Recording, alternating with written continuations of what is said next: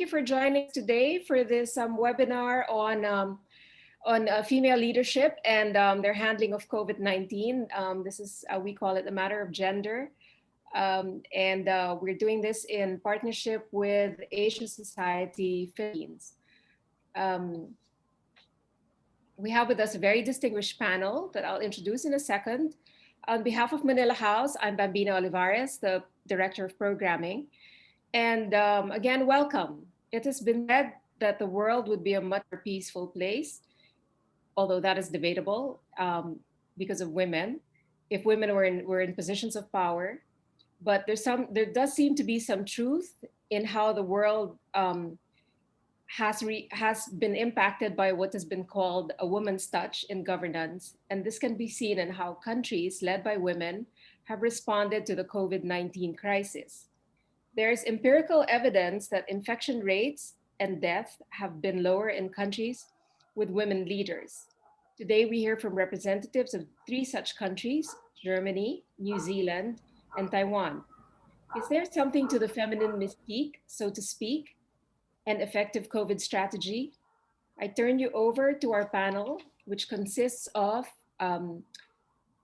Ambassador Delia Albert, Ambassador Anke Roche, okay, Ambassador Anke will help me pronounce her name, of Germany, Ambassador Peter Kell of New Zealand, and we have a message from Ambassador Michael Pei Su of Taiwan, who wasn't able to join us via Zoom, but he's prepared a statement.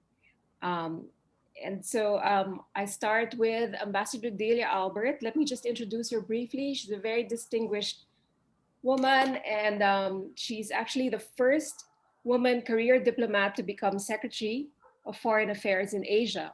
She represented the Philippines in Switzerland, Romania, Hungary, the Federal Republic of Germany, and the Commonwealth of Australia. As chair of the United Nations Security Council in 2004, she introduced the agenda, the role of civil society in post-conflict peace building, highlighting the role of women as peacemakers. She attended the University of the Philippines, the Institute of International Studies in Geneva, the Diplomatic Institute in Salzburg, Boston University Overseas in Bonn, and the JF Kennedy School of Government at Harvard University, among others. The Philippine Women's University conferred on her Doctor of Humanities honoris causa for building a gender-fair society and was awarded Most Distinguished Alumna of the University of the Philippines in 2012. Ambassador Albert is currently on the advisory board of the Institute of Cultural Diplomacy in Berlin, the Global Summit of Women. She's a founding chair of Business and Professional Women Philippines, Makati Chapter, Diwata, Women in Resource Development, ASEAN Society Philippines, and advisor to the Filipina CEO Circle. As you can see, she's very much for the advancement and empowerment of women in the world. Next, we have Ambassador Reifenstuhl, who has been ambassador at the German Embassy in Manila since August 2019. She was formerly the head of the Division of Humanitarian Assistance and Humanitarian Demining Operations at the Federal Foreign Office in Berlin. The division is part of the Directorate General for Humanitarian Assistance, Crisis Prevention, Stabilization, and Post-Conflict Reconstruction. She has dealt with humanitarian assistance since 2012 when she became deputy head of this division. Ambassador Anke has worked in the diplomatic service since 1993. Her postings included the German embassies in London, New Delhi, Cairo, and Manila. During her first year as ambassador in the Philippines, she had the chance to get to know different places where she met with representatives and officials to not only strengthen the bilateral relationship between both countries, but also to get to know better its people and their culture. Her journey has led her to Mindanao, Ilocos South and North, Cebu, Palawan, Cavite, and hopefully there will be more to come in the next couple of years. Following Ambassador Anke is Ambassador Peter Kell of New Zealand. He was a deputy head of mission and consul general at the New Zealand Embassy in Tokyo from 2015 to 2019 and acting ambassador again in Tokyo from April to July 2019. Before that, he served in Wellington for 5 years in the Human Resources Division and Chief Executive's office before undertaking a secondment to the office of the Minister of Foreign Affairs. His last role in Wellington was as principal advisor to the Deputy Secretary of the Americas and Asia Group. He has also served in Honiara, London, and twice before in Tokyo. He is a graduate of Kyoto University and Victoria University of Wellington. Before taking up his assignment in Manila, he spent 3 months on intensive Filipino language training, and he'll share some of what he's learned with us later. His interests include singing, playing guitar, fencing, and karate. He's married to a Japanese national. In fact, he was just telling us that his children, his family are in Japan at the moment. And then joining us later would be via video would be Ambassador Sue of Taiwan, and I'll introduce him right before he speaks. Ambassador Delia, shall I turn over to you? Thank you, Bambina. Do you hear me? Yes. Can you hear me? Magandang gabi sa inyong lahat. I beat you to that, Ambassador Kell. Anyway, for those who celebrate Thanksgiving, happy Thanksgiving Day today. And at the outset, I'd like to congratulate former Prime Minister Kevin Rudd for having been chosen to lead Asia Society from January next year. And I hope we can welcome him again to Manila in his new position. I congratulate Asia Society and the Manila House for their initiative to connect people and nations virtually through its Ambassadors Hour program. Today's topic, Women's Leadership versus COVID-19, is certainly timely and relevant to the current global situation. We are indeed privileged to be able to listen tonight to Germany's Ambassador Anke Reifenstuhl, New Zealand's Ambassador Peter Kell, and Michael Su of the Taipei Economic and Cultural Office. They all represent the most effective and popular women leaders who have shown grit and leadership in the total war against COVID-19 that has gripped the world's attention. For my part, let me share with you some global reactions to a very important and landmark study entitled, quote, Leading the Fight Against Pandemic, Does Gender Really Matter? End of quote. The reactions I will tell you about took into account how current women leaders are managing the COVID challenge. First, The Independent newspaper. In its headline, How Women Leaders Outperform Men During Pandemic, the newspaper reported that Christine Lagarde, I'm sure you've heard of her, the former head of the International Monetary Fund and now head of the European Central Bank, praised the response of women leaders to the pandemic as, quote, stunning, end of quote, and added that, and this is quotable, women tend to do a better job, end of quote. While she admits that she made a biased remark, data seems to support her assertion, considering that in July this year, the 10 worst affected countries by the virus were all led by men in terms of cases per million people. In comparison, countries with women in charge experience fewer casualties. The study hypothesized that women are more risk averse and favor a style of leadership that is sympathetic and science based with regard to life, but are prepared to take significant risks with their economies by locking down early through a proactive policy. I'm sure Ambassador Kell will tell us all about that. Based on the analysis of 35 countries affected by the pandemic outbreaks, male-led countries had 6 times more COVID-19 deaths than countries led by women. Women prioritized health over economy. Forbes magazine, in its article, and I quote, women leaders' competence, cited women's leaders' competence by keeping their eyes wide open to the harsh truth of a pandemic, again, prioritizing women human lives over economic outcomes, and by leaning towards a leadership style more democratic and participative, focused on communication and personally connecting.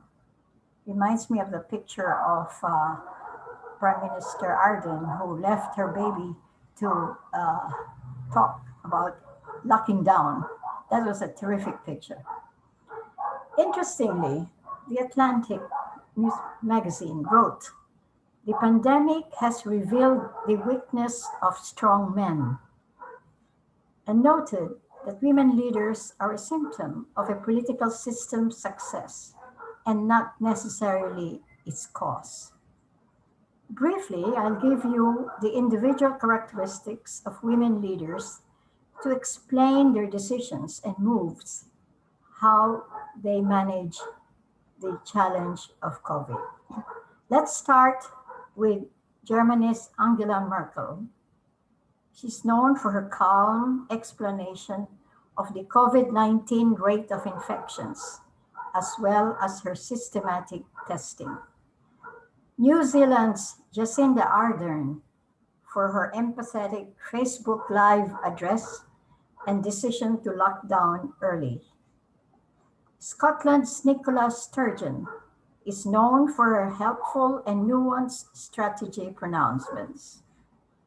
Iceland's Katrín Jakobsdóttir for offering free coronavirus testing to all of her citizens.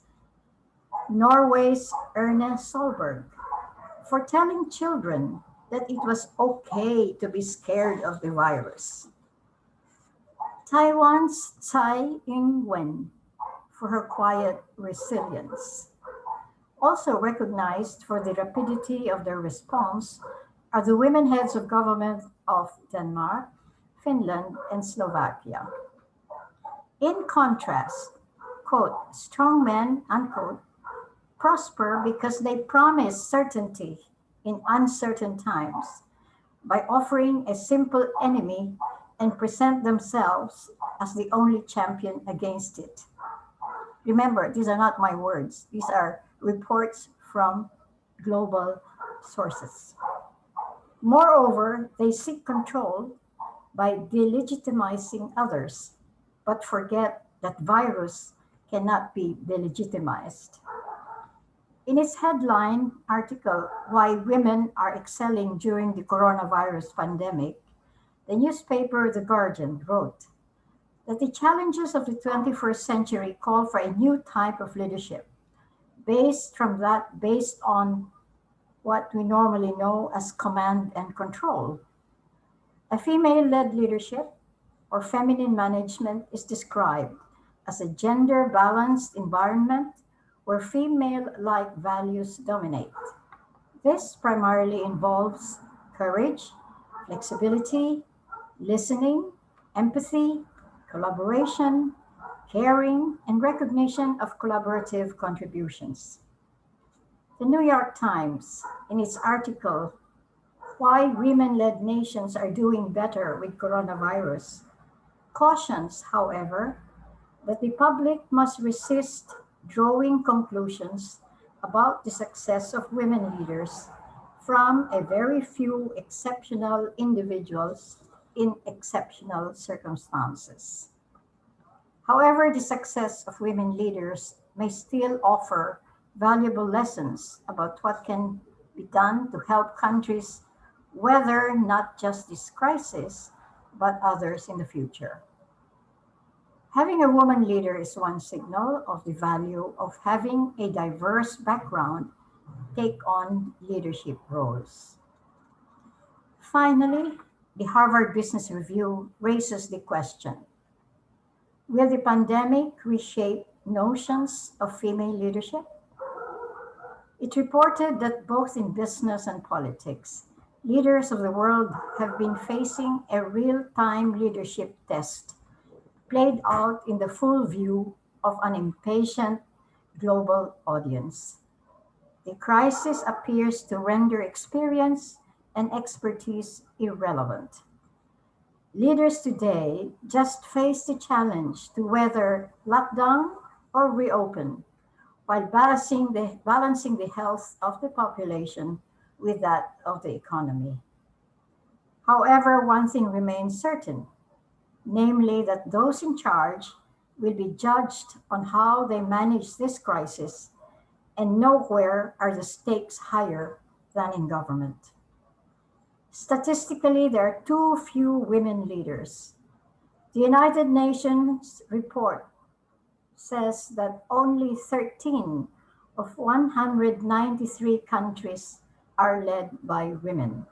13 out of 193. Even if women-led countries are handling the crisis better than male-led ones, there are at least two elements to consider. First, countries do better because they have women in charge. Second, countries have women in charge because they were already doing better for having reached the top of the political ladder.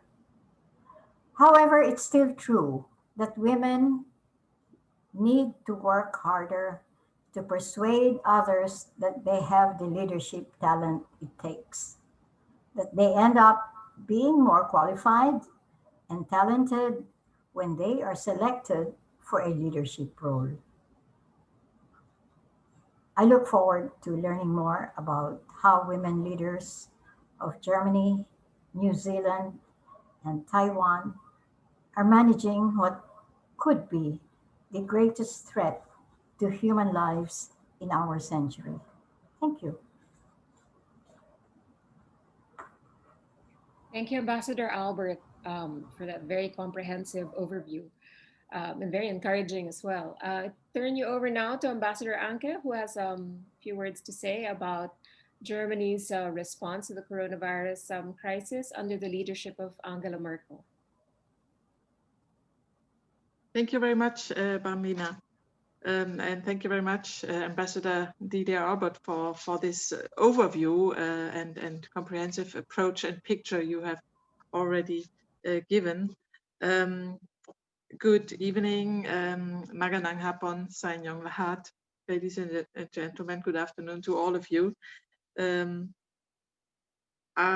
It is my pleasure to present an overview of Germany's approach to address the pandemic. Germany's approach, the approach of the German government under the leadership of Chancellor Angela Merkel. Chancellor Merkel has been in this position for 15 years already, and she, throughout her chancellorship, she has, of course, strongly shaped the politics in Germany, the interior as well as the European and foreign policy of Germany.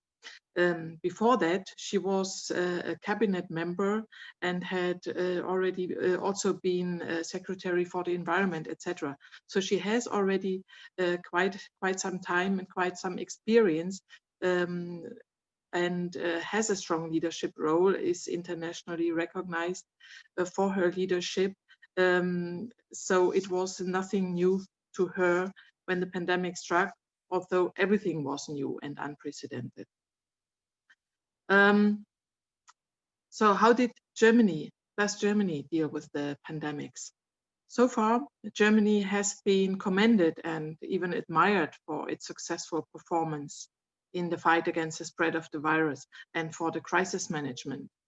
When the pandemic struck Europe in March this year, it was Germany, namely Chancellor Angela Merkel, that took swift and decisive action, including a short lockdown of a few weeks in March and April.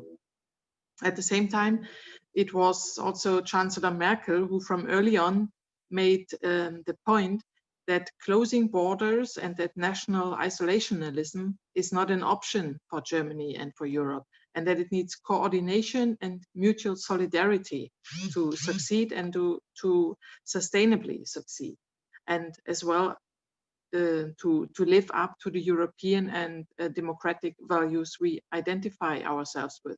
No one is safe until everyone is safe has been the guiding principle of the approach. With discipline and understanding among the population, in Germany, the curve could be flattened rather quickly, and from early May onwards, the daily number of cases was stable at around 400, 500 countrywide. Germany has a population of around 80 million. However, the situation has changed over the past weeks. The annual flu season has begun with outside temperatures dropping to below zero, and Germany is currently facing a second wave with up to 20,000 new cases every day. Currently, the overall number of cases has reached around 950,000 since March, with, however, a relatively low number of deaths. The approach of the German government under the leadership of Chancellor Merkel has been inclusive, balanced, systematic, and structured from the beginning. Decision-making has been swift and decisive, information and communication towards the population clear and transparent. All these are also characteristics that reflect the strength of Chancellor Angela Merkel's leadership in the previous years. The German government is convinced that all measures and restrictions like lockdown, hygiene, and social distancing rules, etc., can only be implemented successfully if they are understood and accepted by the population. Trust of the population in its government seems to be a decisive factor in this regard. Recommendations and appeals to adhere to the rules was given preference over imposing restrictions and bans. The approach has been to strive for solutions that are in the best interest of the people. Chancellor Merkel has always underlined that measures have to be proportional and their time frame needs to be clearly communicated. The concerns of the people need to be listened to and to be respected, taken into consideration and adequately responded to, like flexible work formats, opening of schools and nurseries, keeping schools open in a balanced approach, data privacy when it comes to tracing apps, etc. This approach might also have contributed to the current spike of cases, which has led to somehow stricter measures. However, the approach as such has not changed. The balanced approach my government has taken also means that the economy and income generation of the people must not be put at risk. Therefore, we decided for an economic and social support package without precedence, both at the national German level as well at the European EU level. Currently, the forecast for the German economy is not so bad. This year, the GDP is expected to shrink by 5.6% with a considerable upswing for next year. Another thing that the German government practiced from day one has been the inclusion of medical experts and epidemiologists in decision-making. The Robert Koch Institute is the prime counselor on the medical expert side for the German government on a daily basis.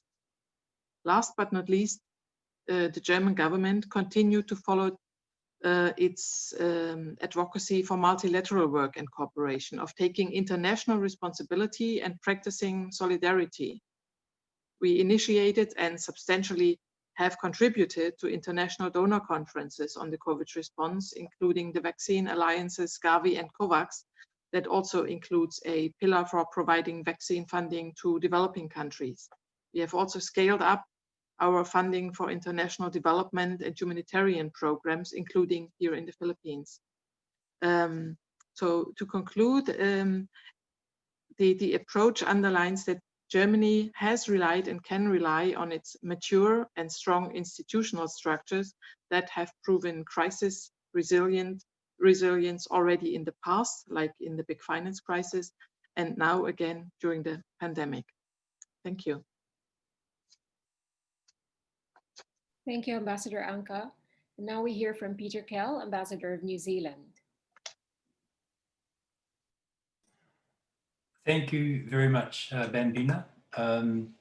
Can I perhaps start by addressing you in one of New Zealand's 3 official languages? Kia ora tātou, tēnā koto, tēnā koto, tēnā koto katoa. Greetings, greetings, greetings to you all. That was, of course, in Māori. And as some of you who know New Zealand well, we actually have another word for New Zealand in Māori. Aotearoa is the Māori name for New Zealand. So I will be using both New Zealand and Aotearoa in my presentation. So please, I hope not to confuse you.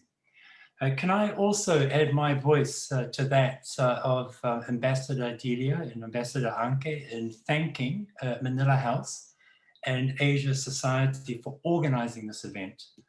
I would also like to just acknowledge I am humbled and honored to be with a very distinguished panel of speakers, and of course acknowledge all our participants, both those who are here in the Philippines, but also those who have dialed in, as it were, from elsewhere in the world to be with us today. Welcome to you all. I'd like to start, because we are here in the Philippines, and as Bambina has said, I'm meant to be able to speak a little Filipino. I'd like to start by perhaps a few words in Filipino before I switch to English. So, magandang gabi po sa inyong lahat. Ako si Peter Kell, Aotearoa New Zealand Ambassador dito sa Pilipinas. Masayang-masaya ako sa pagkakataong magsalita tungkol sa karanasan ng New Zealand sa COVID. Sa totoo lang, gusto kong magsalita ng lahat ng aking speech sa Tagalog, pero hindi pa rin mabuti ang Tagalog ko. Kaya magpapalit ako sa Ingles mula na yon. Okay lang naman? Huh? Okay. So today, this evening, I would like to talk a little bit about the COVID impact on New Zealand, where things currently are. I'd like to talk about the priorities, the COVID priorities of our government, and then, of course, about our approach. And then perhaps talk a little bit about what New Zealand is doing in the Philippines to support leadership among women at the grassroots level. But before I get into that, can I first of all acknowledge that, you know, the impact of COVID-19 here in the Philippines has been massive. And many Filipino families and their communities continue to feel the devastating impacts of the pandemic. So my thoughts, my prayers, my sympathies are with those people, with the people who have lost loved ones to this virus here in the Philippines and also around the world. I want to also strongly acknowledge the Philippines government COVID response and the tireless efforts of not only those officials in government, but those in local government, frontline healthcare workers, and others who are working to keep people and communities here in the Philippines safe. And of course, I would like to acknowledge that many have also been affected by those typhoons that have hit the Philippines in recent weeks and will have made it even more difficult to deal with the COVID-19 pandemic. My thoughts go to all of those affected. So, how has COVID-19 affected Aotearoa, New Zealand? Let's start with some figures. As of the 23rd of November, which is 2 days ago, I think, Aotearoa, New Zealand had a recorded total of 2,030 cases, 2030 cases, of which 1,953 cases have recovered. There are currently 52 active cases. The death toll stands at 25. Right now in New Zealand, we have a 4-level alert system 4 is the strictest and 1 is the least strict, and things are pretty much as normal. So in New Zealand, we have alert level 1 in place right across the country. Our public health response continues to include widespread testing and contact tracing of confirmed and suspected cases.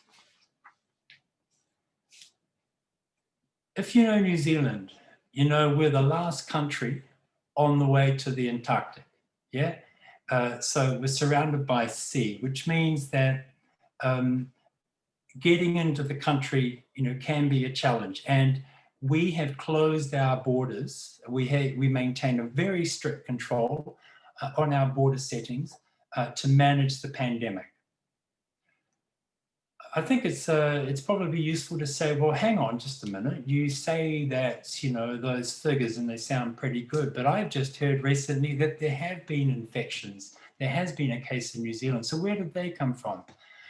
Although our borders remain closed, of course, they are open to New Zealand citizens or residents who are traveling back to New Zealand, as they are open to several classes of traveler that meet our exceptions. And any new infections discovered in New Zealand are actually from those travelers to New Zealand. They are picked up during their 2-week quarantine period, and by the time they leave quarantine, usually the infection is over. So if you hear of cases, they tend to be discovered during that 2-week quarantine period.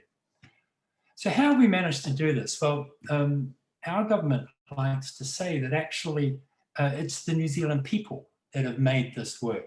So compliance in New Zealand has been largely a matter of trust. Many New Zealanders have been willing to do their part. The Prime Minister and our senior ministers speak about the team of 5 million. And 5 million, of course, because that's the population of Aotearoa, New Zealand. So it's been a collective effort on the part of New Zealanders to unite and fight against COVID-19. So what's the impact been in economic terms then? So the public health figures seem pretty good.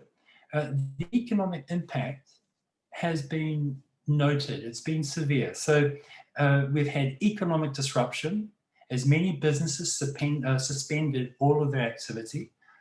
Border closures have had a huge effect on our tourism industry and also our international education sector. Like other countries, New Zealand's economy is also feeling the effects of global economic disruption caused by the pandemic. So our government has responded by generating or establishing an economic plan that helps to support businesses and workers through COVID-19 while investing to create new jobs as we open up the economy and rebuild. In terms of our wider trade policy, because as I mentioned before, we're the last country on the way to the Antarctic, and we survived only by being able to trade with the rest of the world. So in terms of our wider trade policy, our immediate response to this crisis has been a combination of trade diplomacy and reform. We've been making commitments with other nations to keep the flow of goods and services moving to avoid supply chain disruptions.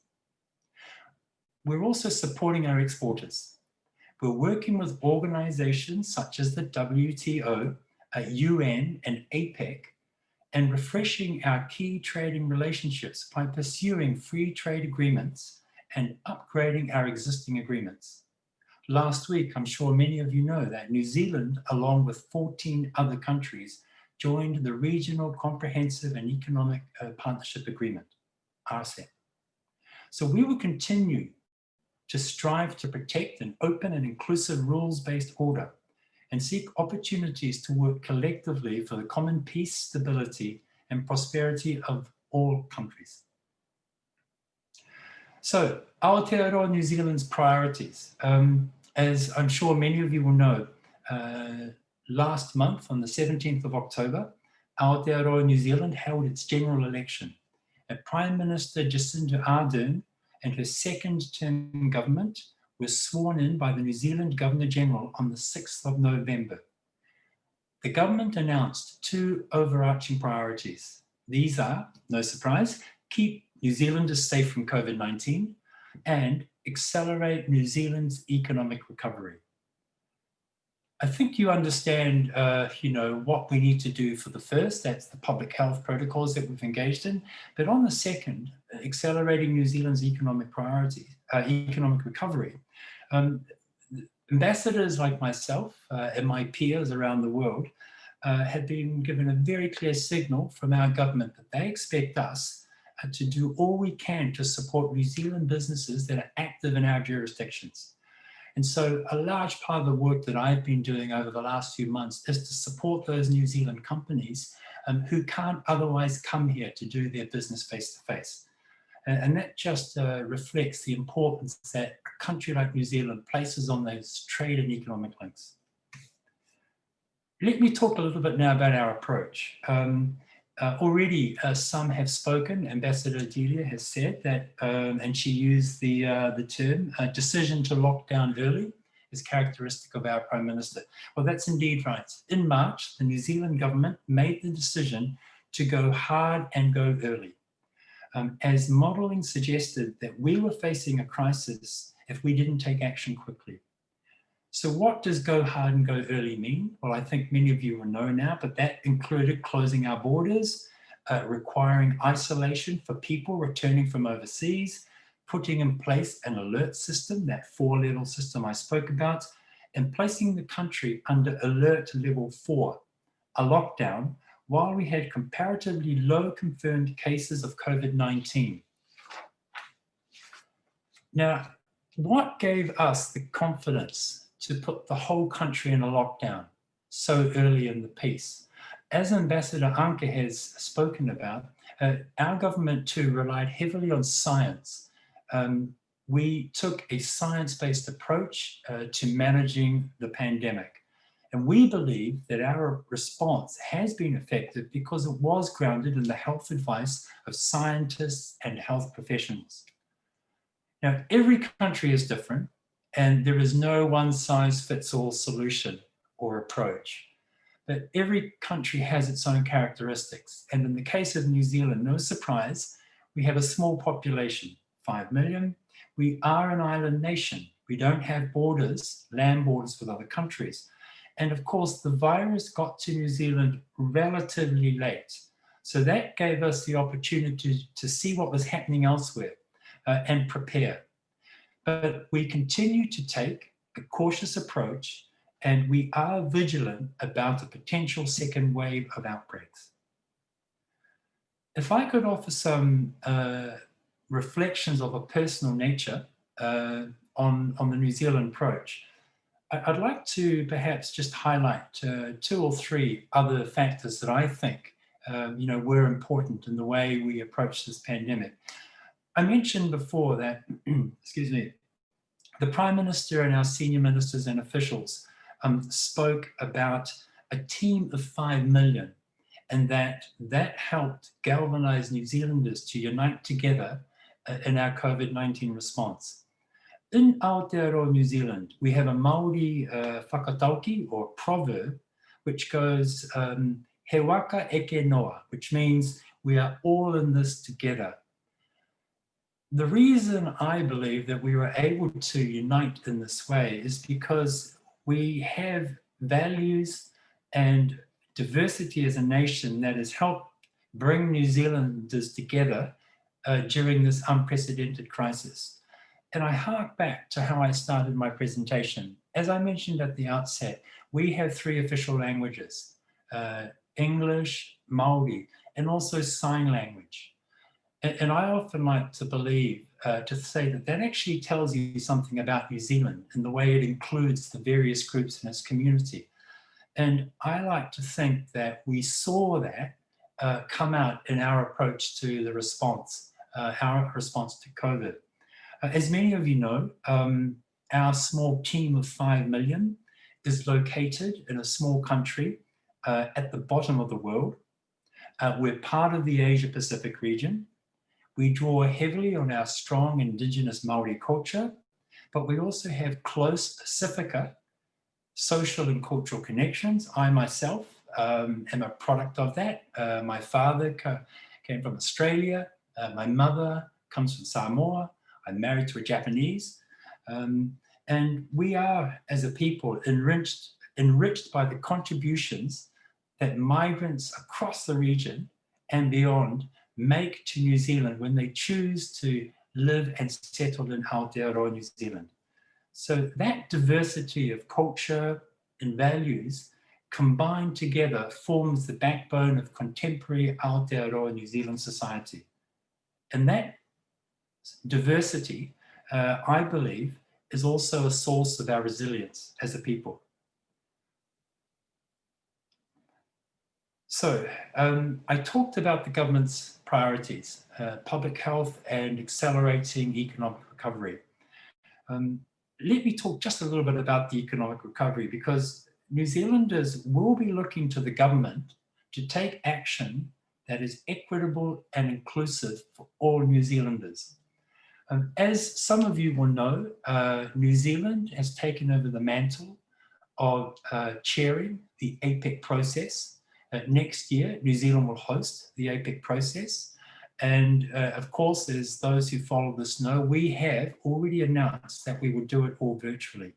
But the thing I just wanted to touch on today is that the theme, our theme for our year is inclusive, diverse and sustainable prosperity. That's really the theme for Aotearoa New Zealand's year as chair. And I'd just like to, allow people just to think about that, because I believe it's part of a bigger reflection of the way that New Zealand society has grown and evolved. And our COVID response, I believe, also reflects that. Okay, now I'm going to switch just very quickly to how we put that into action here in our relationship with the Philippines. And before I talk a bit about what we actually do, can I just acknowledge the resilience of women at the community level and their valuable contribution in supporting their households and communities. Data on the impacts of COVID, and again, Ambassador Delia has referred to that very interesting study on gender and leadership. But data on the impacts of COVID have shown that in Aotearoa, New Zealand, and we are also seeing this through our international development work, that in times of crisis, such as a pandemic, women are often the ones who are the first to be impacted, such as through loss of employment. So here in New Zealand, we have a number of development project activities, but we also have a cluster of activities that are focused on gender equality and women's empowerment. And I'd just like to talk about one or two of those. We're supporting Spark Philippines in enabling women micro-entrepreneurs through a nationwide Aspiring Women Entrepreneurs Bootcamp. This initiative provides the opportunity for women to develop knowledge and skills to augment their family income and become more financially independent. We've also partnered with the Cebu Chamber of Commerce and Industry in Daghang Salamat to the Chamber for working with us to support solo mothers in Cebu to acquire knowledge and skills to allow them to seek self-employment opportunities. And we're also partnering with our United Nations agencies active here in a capacity building project in the BAM to support the reintegration of female ex-combatants into new areas of work, such as social services, to help victims of gender-based violence. So those are just some of the things that we are doing to not only talk the talk, but walk the walk in our bilateral relations. So I'm going to stop here. I think you've heard enough of me. I've covered COVID's impact on New Zealand and what the current status is. I've talked a bit about our priorities as they relate to COVID-19. I've talked a bit about our approach. I've given you some personal reflections on our approach. And I've also talked a bit about how we support leadership among women at the grassroots level here in the Philippines. So I'd be very happy to answer any questions later on, but can I just say maraming salamat po sa inyong lahat. Norera tena koto katoa. Thank you, Ambassador Kell, for that multilingual presentation. I think you got the accent down right as well. Okay, I'm going to show you a short video from Ambassador Michael Su of Taiwan, which is more correctly known as the Taipei Economic and Cultural Office in the Philippines. And he represents the president of Taiwan, a woman, Tsai Ing-wen, who notably is, Taiwan, as you know, is not a member of the WHO, but they've had a very swift and effective response to COVID-19, a lot due to decisive action as well to contain the virus. Let me just give me a few seconds to share the screen, and I'll turn you over to Ambassador Su. Her Excellency Ambassador Delia Albert, former Secretary of Foreign Affairs. Her Excellency Anka Raffenshaw, Ambassador of Germany to the Philippines. His Excellency Peter Kell, Ambassador of New Zealand to the Philippines. Distinguished guests, ladies and gentlemen, good evening. Magandang gabi sa inyong lahat. First, I would like to extend my sincere appreciation to Asia Society Philippines and the Manila House for inviting me to participate in this meaningful webinar to share Taiwan's COVID-19 response under the leadership of its woman leader. Under the leadership of Her Excellency President Tsai Ing-wen, Taiwan has successfully contained the spread of the COVID-19 pandemic. So far, we only have 618 confirmed cases with over 88% of recovery rate and 7 deaths. Our cities and schools were not in lockdown. With pandemic control measures in place, we are one of the few countries in the world where people still go watch professional baseball games and hold major arts and cultural events. In fact, cellist Yo-Yo Ma just made his world tour debut in Taiwan. We also demonstrated our national strength by donating PPEs to countries around the globe, including the Philippines. President Tsai is a decisive, professional, and resilient woman leader. Decisiveness. When a Taiwan CDC official unintentionally found out on the internet that there were 7 atypical pneumonia cases in Wuhan, China on December 31st, 2019, we highly sensed it to be a serious one and started taking precautionary measures and protocols ever since.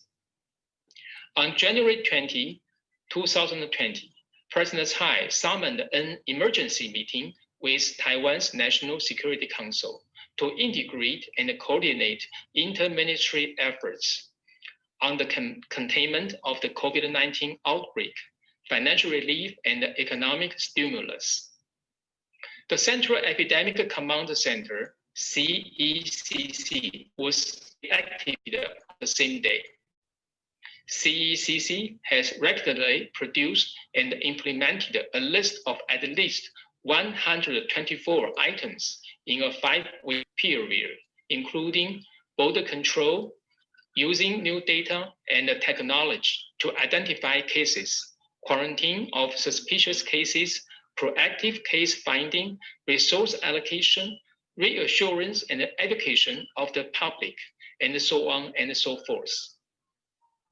Our fast response to COVID-19 has proven successful in containing the spread of the virus in the first place. Professionalism.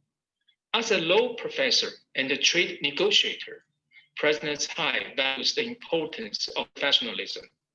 She fully authorized the CDC, which is headed by the Minister of Health and Welfare, to take charge in formulating and implementing the COVID-19 pandemic prevention measures. Our health minister held daily briefings to inform the public of the updated pandemic situation and the new measures. His briefing was so important and popular that, as I said, he was a faithful viewer. With direct and transparent information, Our people trust the government and are willing to follow the health protocols and even do more. It's our people who trust the government and are willing to cooperate and share the burden so as to win this battle together with the government.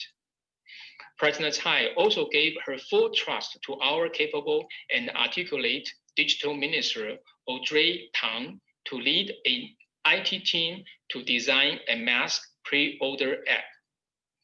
Minister Tang also actively shares Taiwan's success story with the international community. Resilience. In an article of Time magazine, President Tsai describes Taiwan as an island of resilience. Centuries of hardship have compelled our society to cope, adapt, and survive trying circumstances. We have found ways to persevere through difficult times together as a nation, and the COVID-19 pandemic is no different. President Tsai said, "I hope Taiwan can share with the world the human capacity to overcome challenges together is limitless."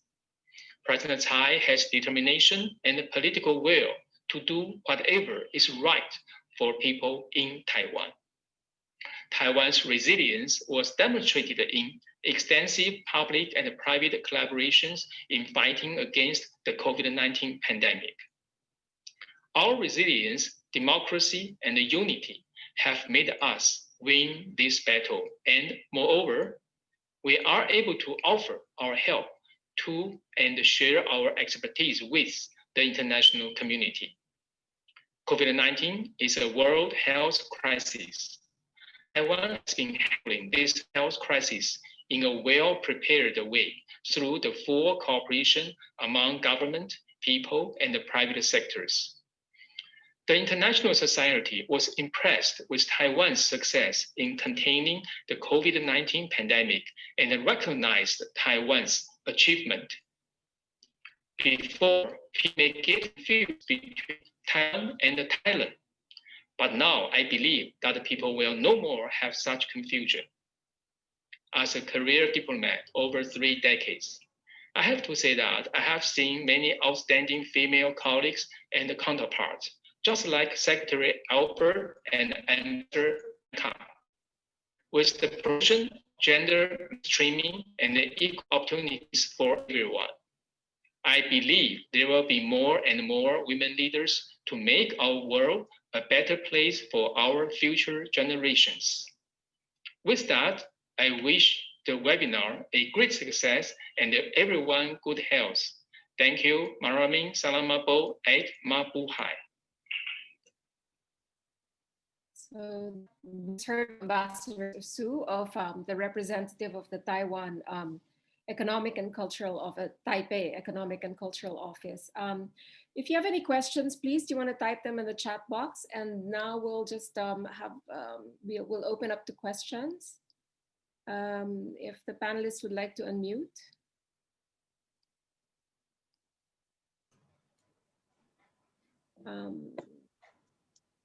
Ambassador Albert, do you have any questions?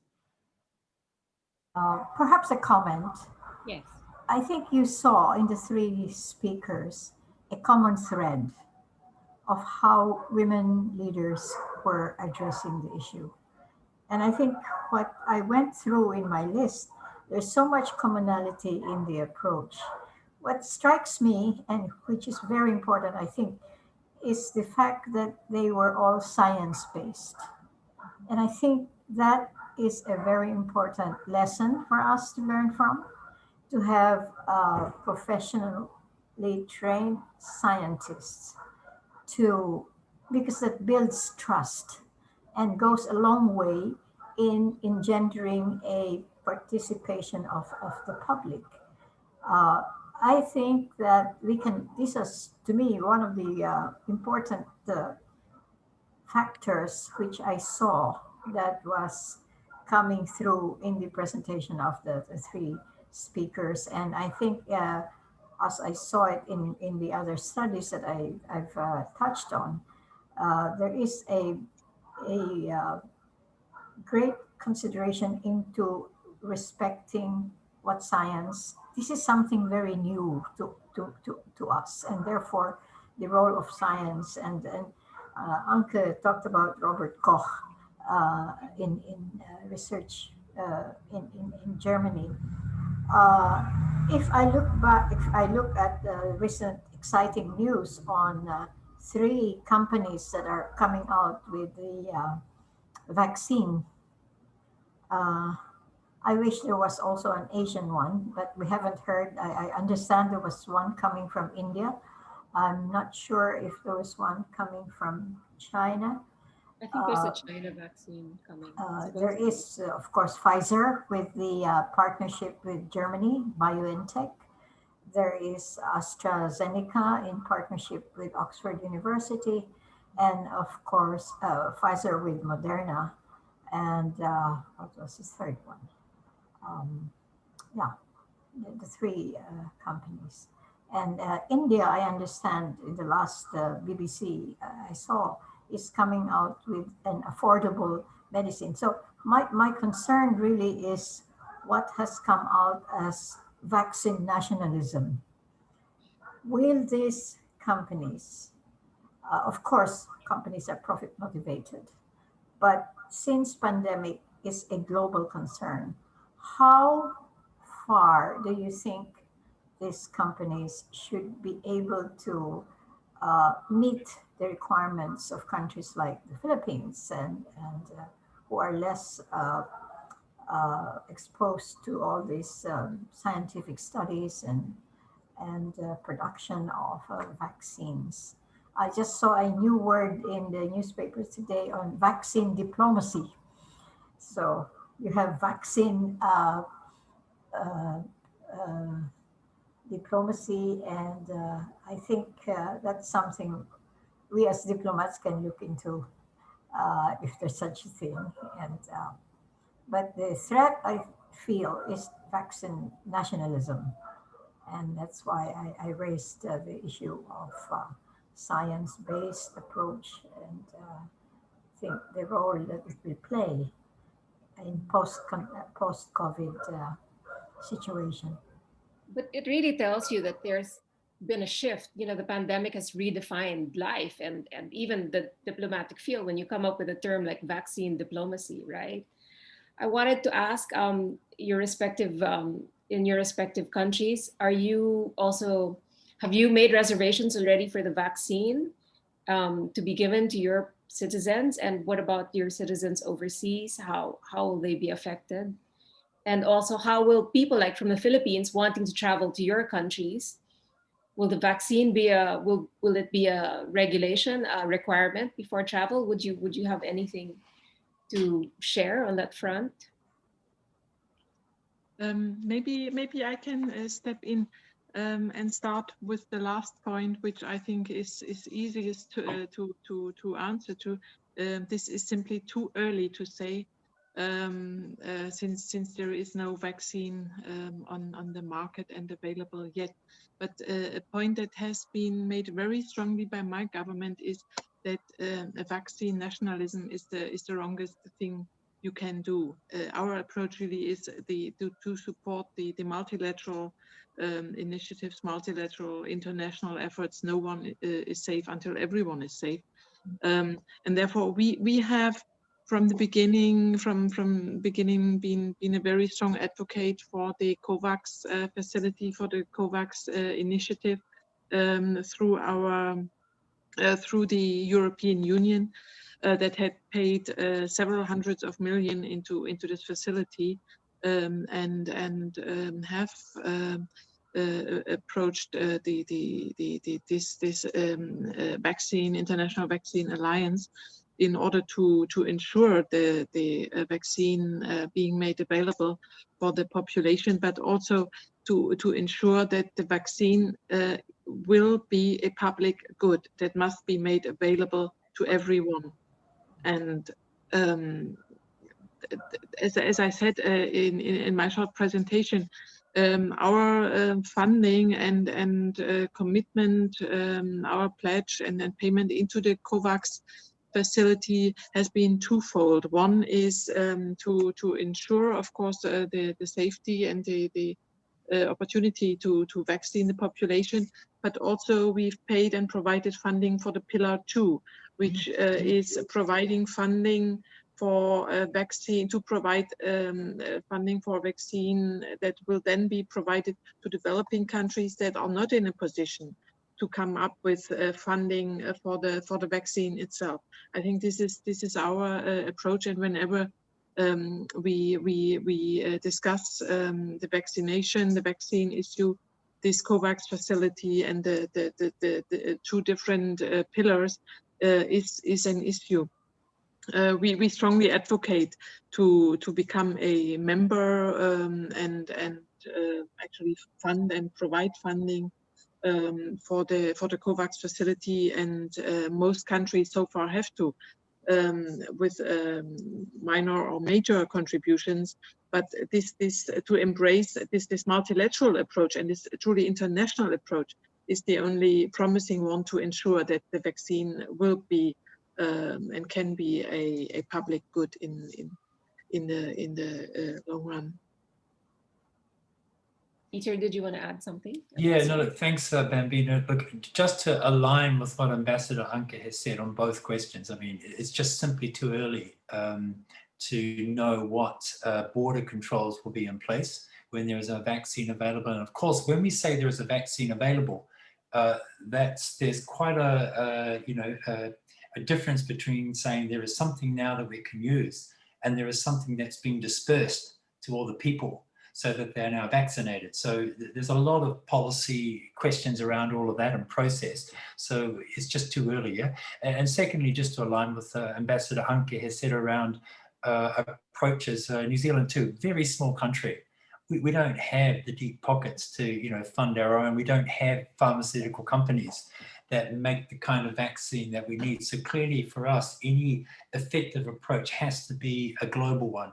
And we too, like Germany, have also made a contribution to COVAX, as well as, of course, to CEPI and Gavi. So we're supporting these international alliances and processes that will ensure not only that can citizens of Aotearoa New Zealand get access, but also that there is access for all those others that will need it too, but may not be in a position to access, as well as perhaps some of the more,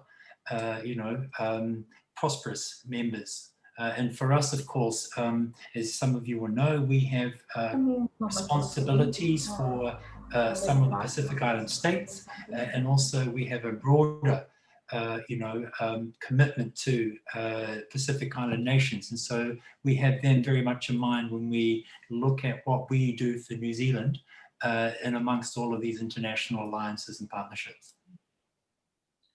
Let's go back to the whole the topic of women leaders. There has been in the studies, they've shown that the countries where women leaders have taken hold of the COVID response tend to be countries where the institutions are strong and there's a lot of trust and obviously democratic governance.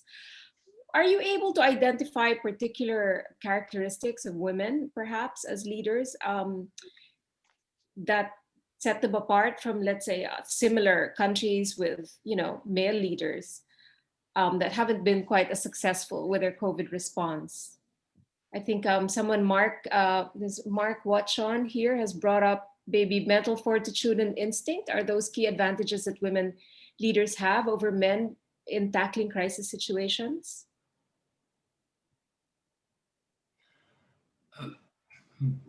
Maybe Ambassador Anke, perhaps I'll give the floor to you first. Yeah.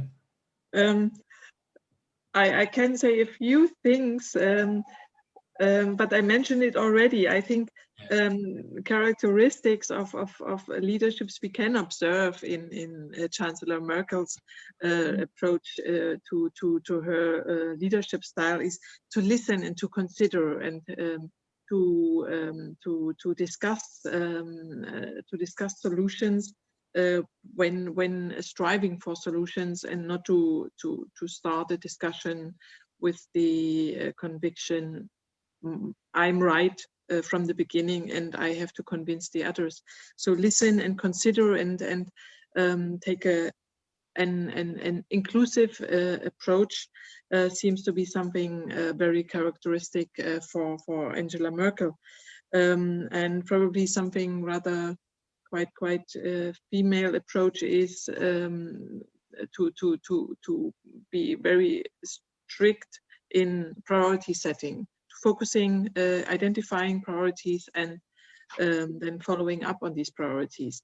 These would be two things which I think are characteristic for women leaders and are characteristic for our Chancellor Angela Merkel as well.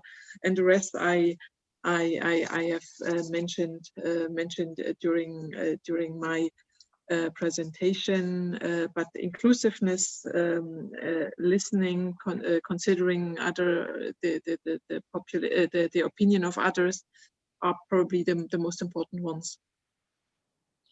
And I would say also communication, right? I mean, you can have a certain policy, but it's how you communicate it to your people so as to get their support as well and to, you know, for what you're doing. Would you agree, Ambassador Kell?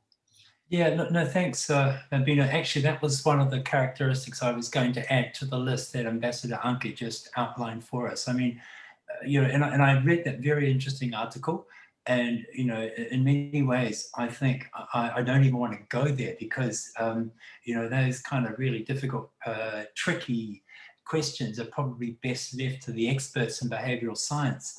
But, you know, I suppose I would probably contextualize my comments in that I think individuals are a product of a society, yeah? And of course, they will also have their own characteristics. And I think when we talk about leaders, they don't just appear out of nowhere. And which is why I was, you know, trying to make the point that when I look at New Zealand, I think, you know, some of the characteristics that define New Zealand, I would say, are strongly represented in our current leader. And the fact that our leader has been re-elected with such a strong, you know, result suggests that those values resonate with many, many New Zealanders. And so I think there's that we just need to be mindful of. And of course, there are the characteristics of the individual, the values. Yeah, and I think already many listening to this will know that if you think of our leader, you'll think of Facebook, pajamas, just had to put, you know, baby to bed, now I'm ready to talk. So communication, openness, a sense of inclusiveness. You know, people don't think there's an us and a them. And you could argue that for a place like Aotearoa, New Zealand, we're still on our journey. You know, we have our own challenges too as a society. We're on a journey, but, you know, I certainly believe that, you know, we value openness and inclusiveness and egalitarianism. It's kind of part of our DNA as a pioneering country. We're not that old as a society. We've had people in Aotearoa, New Zealand for roughly 800 years. And then, of course, we had a second wave of immigration from Europe from the 1800s. So we're very young. And some of those values still are strong. And then I think empathy. And, you know, probably the other message that our leader, our Prime Minister, used to say was be kind to each other. And, you know, there is a Māori term, manaakitanga, yeah? And so I think those values come through. And I think the Prime Minister, you know, reflects a lot of those values that have been really important in keeping Team New Zealand, 5 million people together. Mm-hmm. Right. Yes, Ambassador Albert, do you want to unmute? Ambassador Adair. As Ambassador Kell was speaking, I remember when I was in Australia reading a wonderful magazine that New Zealand was the first country with an all-women cabinet. Once upon a time, I'll tell you, because the Justice Minister, I think it was under Prime Minister Clark, but I remember meeting your Chief Justice, who was a woman, terrific woman, and there was this meeting in Canberra, And I saw this magazine, and it says the only country that had an all-women cabinet. I think you are the only country that has had an all-women cabinet. And somebody just flashed to me that former Prime Minister Helen Clark is going to head a very important body on COVID. Somebody flashed it. I don't know how accurate that is. And talking about, I remember the big debate when Angela Merkel was very steadfast in allowing migrants to come in to Germany. I thought that was a very strong sense of a, well, of course, they call her Mutti, like mother, you know, that she had that empathy.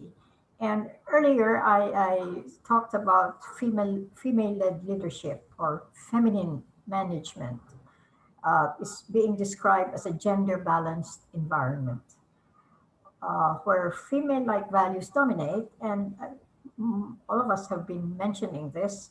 It involves a lot of courage, a lot of flexibility, the ability to listen, empathy, uh, collaborative, caring, and being able to feel. I think we are more feeling as an innate human nature of women. And I think there is, there, while we say that there's no such thing as no difference, and I believe in institutions that support the growth of this, there is something innate in a woman that makes her, gives her these characteristics when she comes to a point of leadership. And as I said, when a woman becomes a leader, it's because she has been toughened as well and has been facing a lot of challenges. It's not easy, and sometimes, and I put in that last paragraph, that sometimes one has to feel that you have to work twice as hard. You take care of the office, and you take care of the home, and you take care of the children. So the multitasking that's there, I think, gives a woman that strength that is perhaps important in assuming a position of leadership.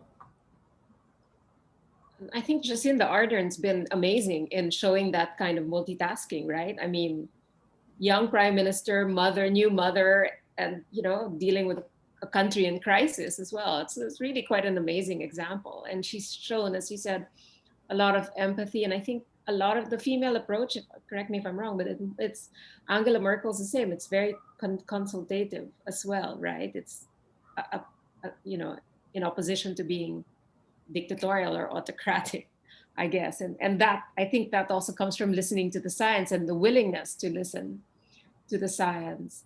I have a question here from Dulce Punzalan. What strategies can be done to integrate gender equality in the design and implementation of national COVID-19 policies and budget allocations, and improve access of women and girls to critical services and information? As the UN Women Policy Brief mentioned on COVID-19 and women's leadership, from an effective response to building back better, women are leading effective responses even as they remain underrepresented in decision-making forums, which is quite interesting.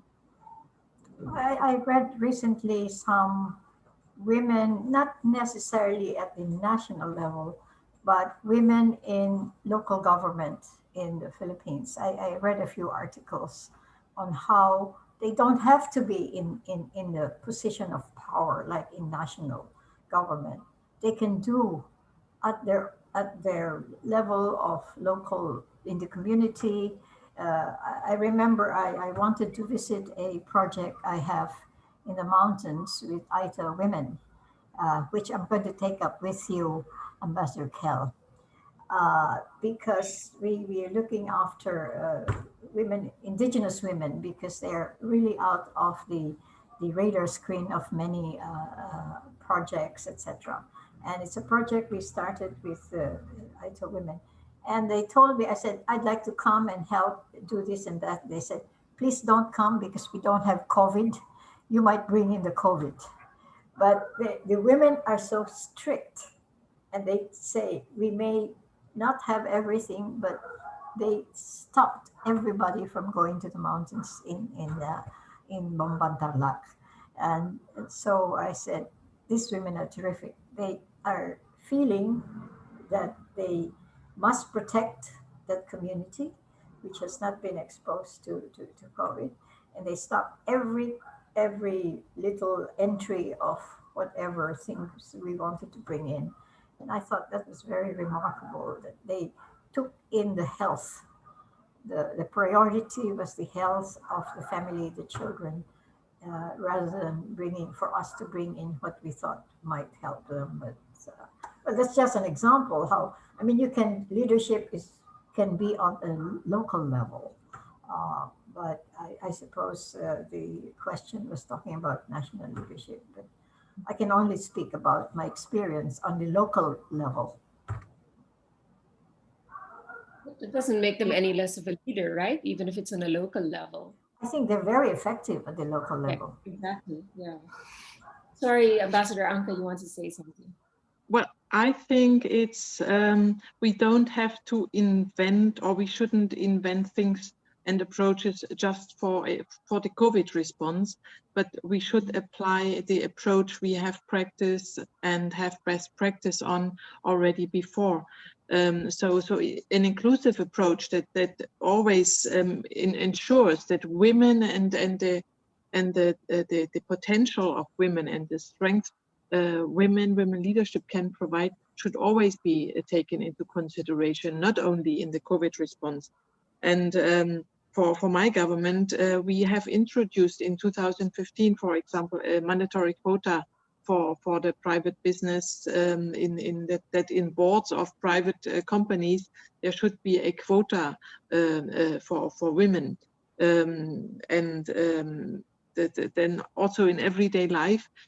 For my ministry or for the German government, we have taken the decision that there will be no event, no panel discussion, if not at least a third of the panelists are female. Really, So yeah. I remember. to normalize the approach that women are part of the society and they must be represented adequately and have an adequate voice in whatever takes place, to make it a normal way of life, that women have a voice, their strength, their potential is being considered and can contribute to solutions.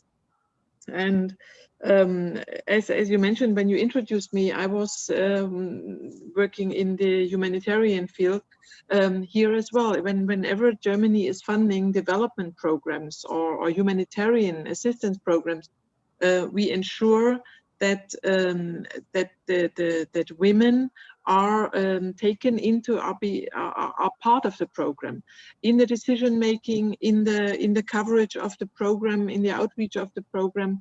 This is a criteria that is essential and decisive, and if this is not being met, then there is no funding for a program.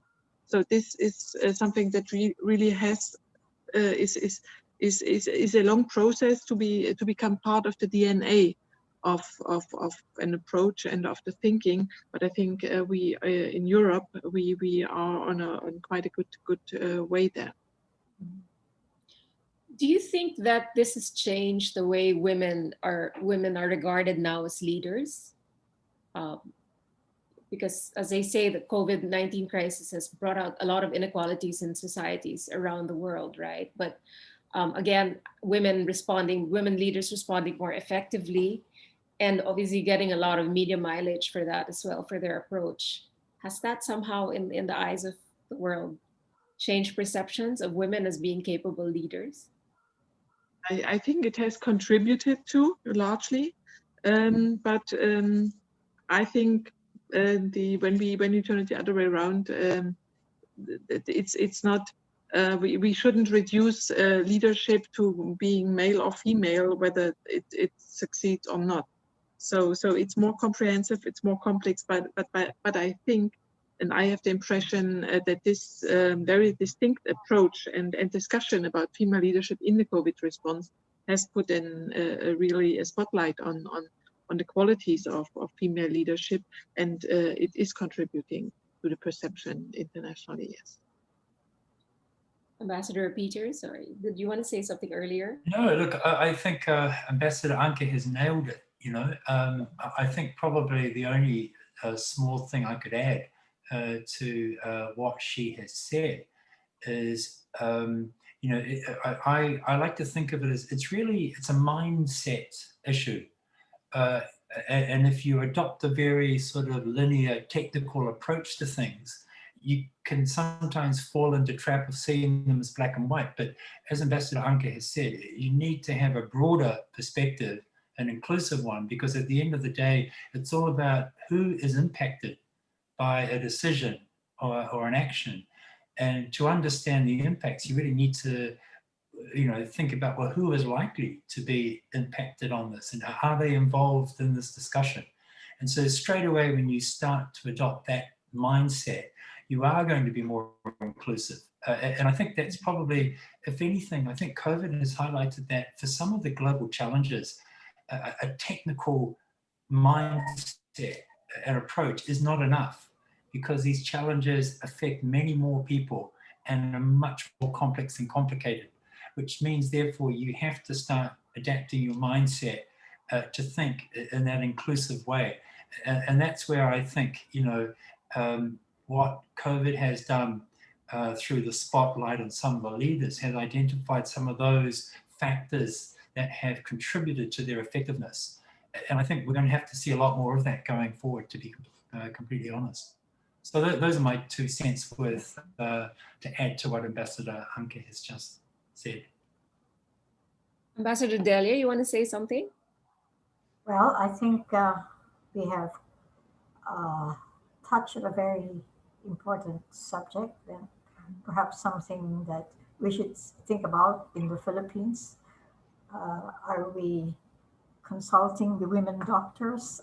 Are the frontliners being part of the decision-making process in addressing national issues? I think the discussion should be able to raise a lot of questions, not just perhaps on leadership, but on participation, on how each one is affected by this, and man or woman, we should be able to come into the conversation and participate in looking at ways that we can alleviate this challenge, alleviate the situation that's challenging the population.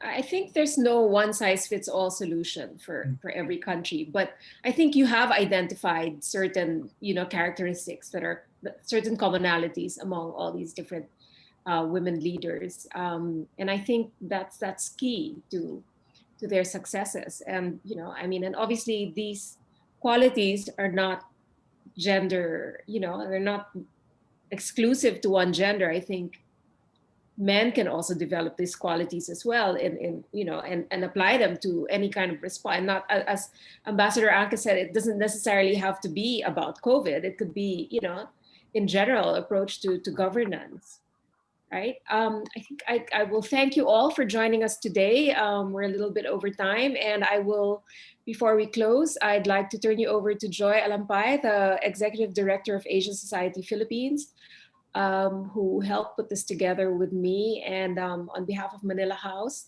I'd like to thank our amazing panel today for joining us, and we hope to see you at future webinars. This webinar will be up on YouTube in a day or so, and just go to the Manila House channel and you'll find it there. Thank you. Joy, please. Yes, thank you, Bambina, and thank you everyone for taking part in this conversation. And I think I can confidently speak on behalf of everybody who listened in. This was not only filled with hope, but it was very inspiring. And I think also the operative word is still leadership. Gender is incidental.